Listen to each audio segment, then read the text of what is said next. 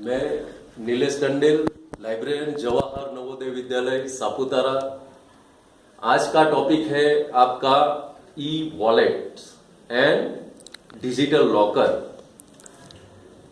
आप लोग देखते होंगे या नहीं देखते होंगे, लेकिन हम अपने जो प्राइम मिनिस्टर है श्री नरेंद्र मोदी, उनकी जो मन की बात होती है संडे को, तो इस संडे 27/11/2016 को मन की बात में एक बहुत ही अच्छा विचार उन्होंने प्रकट किया।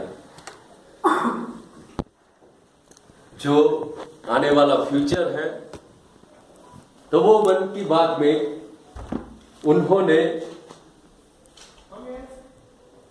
ये जो जनरेशन है उनकी बात कही है।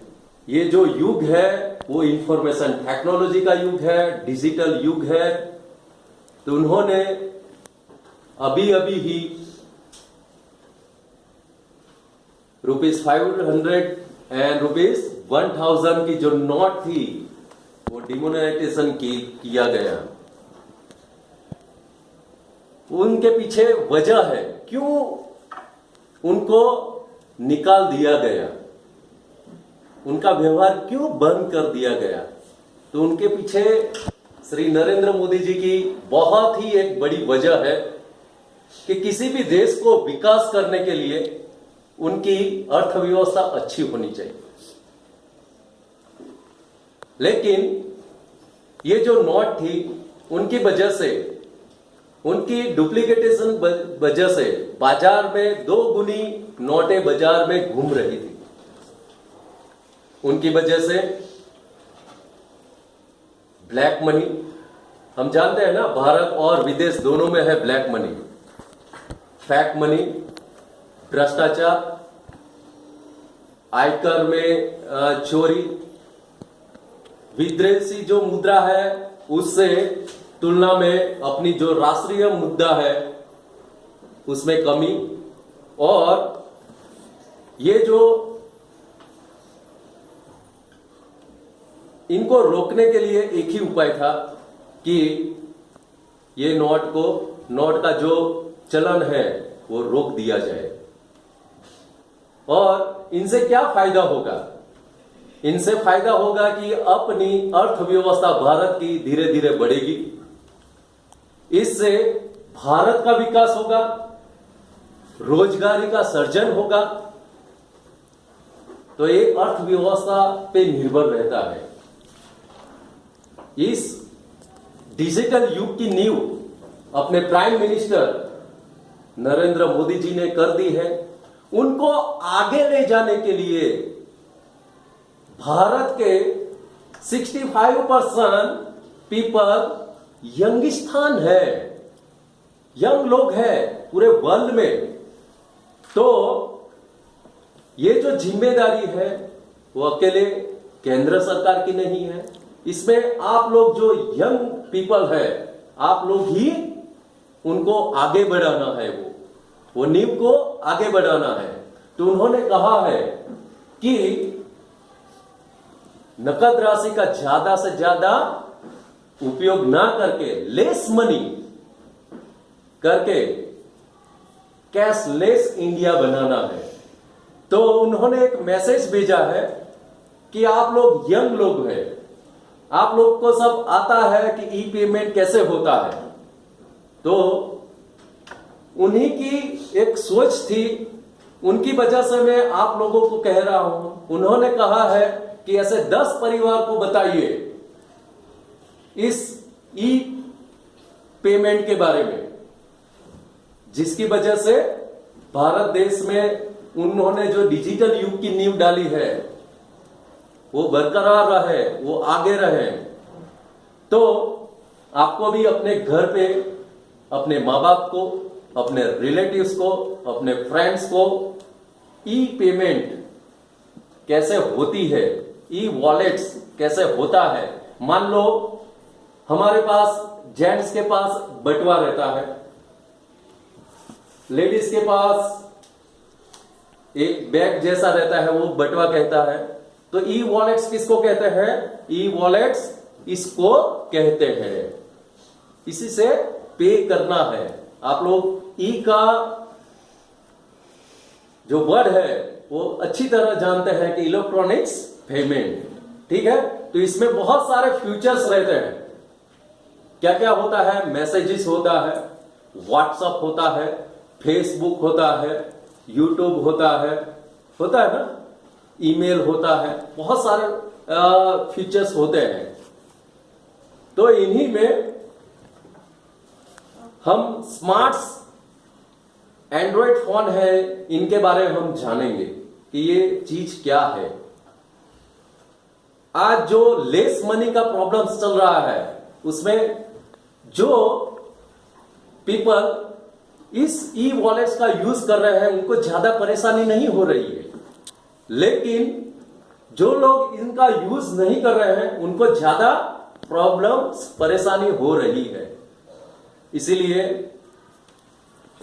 आज के बाद भी जो आगे का जमाना आएगा वो ई वॉलेट्स, ई पेमेंट्स का आएगा।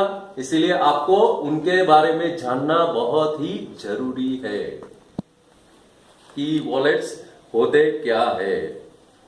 ई वॉलेट्स यानी जो नकदी राशि होती है, रोकड़ राशि, उनका लेना देना बंद करना, और जो पेमेंट करना है वो चेक से करना है, ऑनलाइन से करना है, प्लास्टिक मनी से करना है, डेबिट या क्रेडिट कार्ड से करना है, स्वाइप कार्ड से करना है।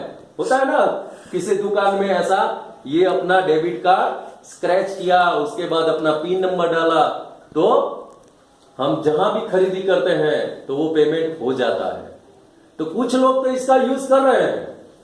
हम भी जब 1 तारीख से ये जो नोटबंदी हुई तब से इन्हीं का यूज कर रहे हैं, है ना, इन्हीं का यूज कर रहे हैं।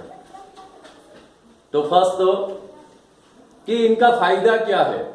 इनका फायदा ये है कि आपको एयर टिकट बुक कराना हो, ट्रेन बस की टिकट बुक कराना हो, आपको मूवी देखना हो, आपको बिग बाजार में जाना हो, आपको ग्रोसरी खरीदना हो, आपको ऑटो रिक्शा में जाना हो, आपको चाय पीना हो, तो बहुत सारे ई वॉलेट्स हैं जिनके थ्रू आप पेमेंट कर सकते हैं। आपको कैश देने की जरूरत नहीं है। तो ये e wallets, virtual wallets, digital wallets एक ही तरह का होता है। आपको बस उनको इंस्टॉल करना है अपने मोबाइल में, और उनको अपने जो बैंक का अकाउंट है उसके साथ लिंक करना है। उसके बाद आप ये सब सारी जो चीज है, आपको कैश देने की जरूरत नहीं है, इनसे ही आपका पेमेंट हो जाएगा। इसके अलावा ई वॉलेट्स बहुत सारे तरीके के हैं। पेटीएम है, सुना है पेटीएम? अपने राठौर सर के पास भी है। उससे डिश टीवी का रिचार्ज होता है, बहुत सारा, उनके बारे में भी हम आएंगे। लेकिन फिर पे यू मनी है, मोमी है, मोबीक्विक है, स्टेट बैंक बड़ी है, आईसीआईसीआई पॉकेट्स है, एचडीएफसी पेज एप्स है, गूगल वॉलेट है, पेपाल है, ईपीएम डिवाइस है। तो ये सारे डिवाइस है। तो हम पेटीएम को जानेंगे कि पेटीएम क्या चीज है। पेटीएम भी एक ई वॉलेट सी है। उनको गूगल प्ले स्टोर, जानते हो ना उसको, गूगल प्ले स्टोर में जाना है, उसमें आपको वो टाइप करना है पेटीएम रिचार्ज जो भी है, तो उनको इंस्टॉल करना है। इंस्टॉल करने के बाद आपका उसका ईमेल डालना है। ईमेल के बाद आपके मोबाइल नंबर डालना है। मोबाइल पे आपका ओटी आएगा, ओटी यानी 1 टाइम पासवर्ड, उनको फिर अंदर डालना है।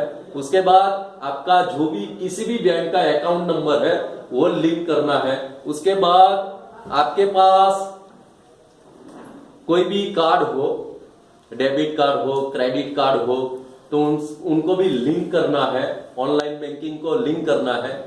उसके बाद आप 4 बजे से रात को सुबह 10 बजे तक या पूरे 24 घंटे किसी को भी पेमेंट करना है या अपने पास पैसा रिसीव करना है तो वो कर सकते हैं। डीटीएच, मोबाइल का रिचार्ज कर सकते हैं, कहीं रेस्टोरेंट्स में खाना खा सकते हैं, कॉफी शॉप में कॉफी पी सकते हैं, मूवी दे सकते हैं। ये सभी का वो पेटीएम से ही आपका भुगतान हो जाएगा। उसमें 10 या 20% कंसेशन भी मिलता है कुछ चीजों में। और जो सामने वाले को आपको पेमेंट करना है तो उनका ब्रांचेस नेम चाहिए, उनका नेम चाहिए, बैंक का आईएफएससी कोड नंबर चाहिए। ये सब एंटर करने के बाद उनके अकाउंट में पैसा पे हो जाएगा। इजी है ना, बैंक में जाने की जरूरत नहीं है ना। बैंक बंद हो गई फिर भी आप आराम से किसी के अकाउंट में पैसा ट्रांसफर कर सकते हैं। तो समझ में आ गया ई वॉलेट क्या है। अब हम आगे चलते हैं डिजिटल लॉकर। तो सरकार ने इसी के साथ जिसके पास बैंक का अकाउंट्स नहीं है उनको भी ये डेबिट कार्ड दे रहे हैं। उनके लिए आपको बैंक में एप्लीकेशन देना पड़ेगा। यहां सामगान में एसबीआई है तो एसबीआई में एप्लीकेशन देना पड़ेगा। उनके बाद उनके साथ आपको एक आपका आधार कार्ड देना पड़ेगा तो आपको ये डेबिट कार्ड मिल जाएगा। लेकिन इसमें आपको कुछ पैसा डालना पड़ेगा, कम से कम कुछ लिमिट में पैसा डालना पड़ेगा। फिर आप अकाउंट नहीं होने के बाद भी ये ऐसा डेबिट कार्ड आपको दिया जाएगा और इसका यूज आप कर सकेंगे। आपके रिलेटिव्स या आपके माता पिता, आपके ब्रदर का जो बैंक में अकाउंट है तो उसके साथ भी इनको जोड़ा जाएगा और एक परिवार में 5 डेबिट कार्ड दिए जाएंगे। ठीक है, तो जिसके पास अकाउंट्स नहीं है उनको भी डरने की जरूरत नहीं है ना। आपको भी मिल सकता है डेबिट कार्ड अकाउंट नहीं होने के बाद भी। और लास्ट में डिजिटल लॉकर, डिजी लॉकर सुना है। बैंक में सोना रखने के लिए अकाउंट के साथ एक लॉकर होता है ना। सुना है कि नहीं सुना है? सुना है ना। अपना जो ज्वेलरी रखते हैं सोना यानी सेफ रहता है, उसके लिए बैंक कुछ चार्जेस लेते हैं और कुछ डिपॉजिट लेते हैं। वैसा ही सीबीएसई 12th क्लास में इसी साल जो बच्चा पास होगा उनके लिए आधार कार्ड की इमेज की तरह आपको एक डिजिटल लॉकर देगा। उसमें क्या होगा? मार्कशीट होगी, आपका बर्थ डेट सर्टिफिकेट होगा, अदर सर्टिफिकेट जैसे पासिंग सर्टिफिकेट, माइग्रेशन सर्टिफिकेट। तो इससे फायदा क्या होगा कि आपको 12वीं के बाद किसी कॉलेज में एडमिशन लेना है तो आपको ओरिजिनल डॉक्यूमेंट देने की जरूरत नहीं है। उसमें आपका डिजिटल ये जो सर्टिफिकेट होगा वो भी चल जाएगा, लेकिन उसको वेरिफिकेशन करने के लिए एक आपको कुछ फी भरनी पड़ेगी। उसके बाद उनका ईमेल आएगा, वो ईमेल आपको भी आएगा और जहां आप कॉलेज में जिस संस्था में एडमिशन ले रहे हैं वो कॉलेज में भी उसका ईमेल आएगा। इससे आपको पता चल जाएगा कि हमारे जो डॉक्यूमेंट है वो वेरिफिकेशन हो गए हैं। और ये जो सर्टिफिकेट आएगा उसमें डिजिटल सिग्नेचर सीबीएसई के जो एग्जामिनेशन कंट्रोलर होंगे उनकी आएगी। तीसरी बात ये हो गई कि कई बार ऐसा होता है कि हमारे ओरिजिनल सर्टिफिकेट जो कागज के होते हैं वो कहीं भैंस खा जाती है, कहीं बस में गुम हो जाता है, कभी ट्रेन में गुम